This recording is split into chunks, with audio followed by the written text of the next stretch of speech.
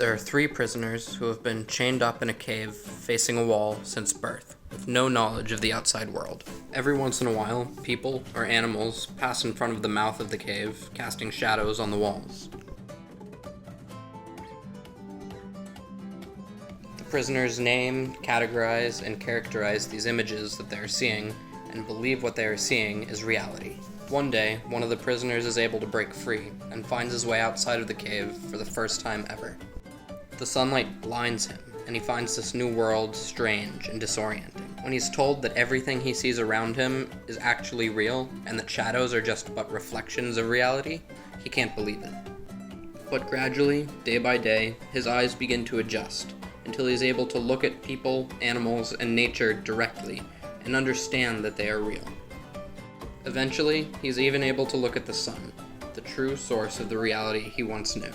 The prisoner returns to the cave to inform the others of everything he has just learned, but since his eyes have adjusted, his old reality of shadows becomes difficult for him to perceive. The other prisoners think his time outside has made him crazy and blind, as they strongly resist any attempt to free them.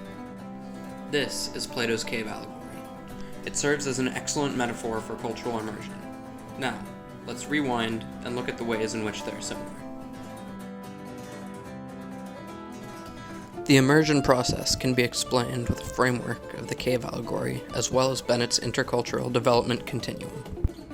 Before culturally immersing ourselves, we all live in a bubble, a cave of our own culture.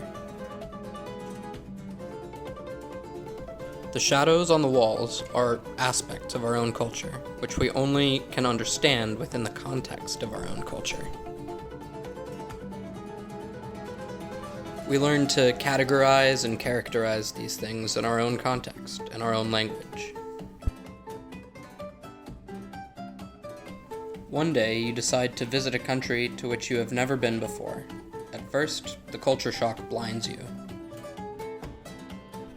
People are speaking a strange new language, and you feel uncomfortable. At first, you're in denial, and then you begin to judge the differences between this new culture and your own, like how blunt and voracious people can be.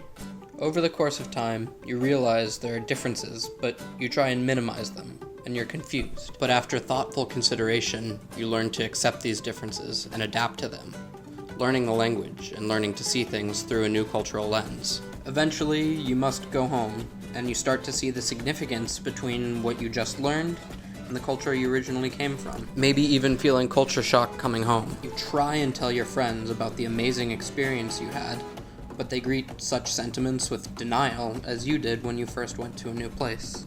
The cycle starts over, as they are still in the cave, watching shadows, and you can't make them understand. The only way to truly understand a culture and individuals is to go deeper and immerse yourself, as experience is the best road to adaptation and understanding.